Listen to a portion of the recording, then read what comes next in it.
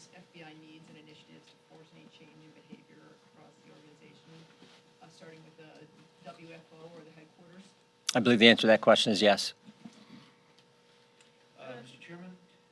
I'll go here and then I'll go back. The FBI put out a letter yesterday explaining why the security clearances for Marcus Allen and Steve Friend were officially revoked earlier this month. Mhm. And it details that Marcus Allen raised questions that whether or not January 6th should be investigated, raises that Marcus Allen didn't have any, claimed there was no open source information on an individual who was at the Capitol on January 6th, a separate individual found that person actually assaulted a Capitol police officer, and Steve Friend was entering FBI space and removed on an and took information on an unauthorized removed flash drive. These are details that the FBI explains why these security clearances of these two individuals who are going to be. Marcus Allen had a security clearance for 20 years, did 2 tours in Iraq, decorated veteran of our armed services, and you'll get to hear from him today. And it doesn't, frankly, surprise me that the FBI puts out this letter the night before we're going to have a hearing. This is the same FBI who, as I think all our speakers said, same FBI who said it's appropriate to put snitches inside the Catholic Church. It's appropriate to use the Patriot Act against parents and develop a snitch line that people can report them. And these guys, Mr. O'Boyle's the guy who came forward and told us about the 25 individuals, parents who were investigated by the FBI. So it didn't surprise us. We actually expected it. We were surprised it took them that long to put out this letter about these guys. But you'll get to hear from these individuals today.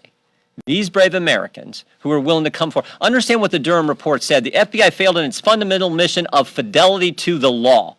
They didn't follow the law. These 3 guys who are going to come testify today, their conscience, their duty to the Constitution compelled them to come forward in fidelity to the law, and you'll get to hear from them here in less than an hour. Mr. Chairman. I hear, and then I'll come back up. We'll take a couple more. I know you and your colleagues have said that there's corruption in the leadership of the FBI, but I think that that memo targeting Catholics in the Latin Mass came from the Richmond field office. So Came from the isn't it possible that maybe this is a little more widespread than just? I still think that I think the vast majority, and our investigation shows the vast majority of the agents are good people doing their job. The Richmond field office obviously had a problem. How 5 people could sign off on that memo, how the chief division counsel, supposedly some lawyer who went to law school and probably had a course on the Constitution, could sign off on that memo astounds me. But they did. Now, the good news is a whistleblower brought it to our attention, and the FBI has rescinded it. But I always ask the question, if it hadn't been brought to our attention, if it wasn't for the brave whistleblower, would they really have rescinded it? I don't know. I'd like to think they would. So, again, we think the vast majority of agents are doing a good job. It is problems, as Mr. Gates pointed out, and as our whistleblowers told us in their interviews, the problem is in the Washington field office here and at the headquarters. Last one.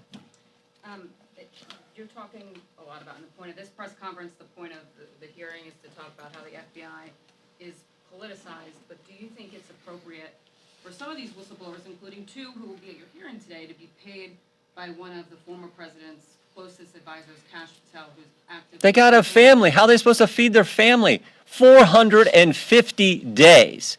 The FBI has kept Mr. O'Boyle in limbo, where he can't work without pay. He's got 4 kids. He was selected to come to this special unit they were forming here in Virginia. He moves his family, and the day he gets here, they say, hey, we're suspending your clearance. And they won't let him get access to his furniture, his clothes, and he's got a 2-week-old newborn child. I mean, you got to be kidding me. Of course they're gonna do whatever they can to feed their family, and I don't fault them for that. And just one more thing. You have said, and your colleagues have said, that today in the hearing, the Democrats are going to undercut the credibility of these witnesses. Can you just explain broadly for our understanding how the committee, how your staff vets whistleblowers, generally speaking, including the ones who will appear today? They come to us.